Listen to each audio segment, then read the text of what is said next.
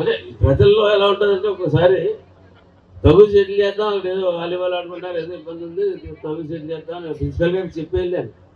అక్కడికి వెళ్ళాక తీరా నన్ను ఎవరో ఏదో అన్నారంటే నేను ఏదో ఆవేశపరమైన మాటలతో కొంచెం తప్పుడుగా మాట్లాడాను.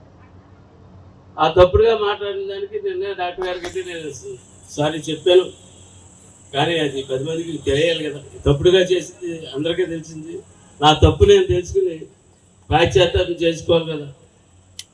ఎవరో తప్పు చేస్తే ఆయన ప్రాయశ్చిత్తం చేస్తున్నటువంటి పవన్ కళ్యాణ్ గారు పార్టీలో నేను ఉండి నేను తప్పు నేనే చేసి నేనెందుకు చేయకూడదు అన్నది ఆలోచనతో నేను రేపు పొద్దున 10 గంటల నుంచి సాయంత్రం 4 గంటల దాకా మా ఇంటి దగ్గర బయటకు వచ్చి పాశ్చాత్య దీక్ష చేయబోతాను తెలియజేస్తాను.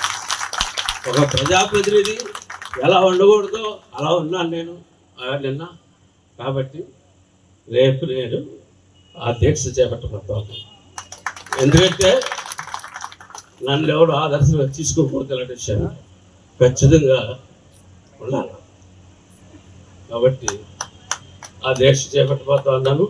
ఖచ్చితంగా రేపు సాయంత్రం 4 పొద్దుల నుంచి సాయంత్రం 4 గంటలకు ఆ దీక్ష మా ఇంటి మీద కూర్చొని ఆ దీక్ష చేయబోతా ఉన్నాను. నానాజీ గారి నాయకత్వం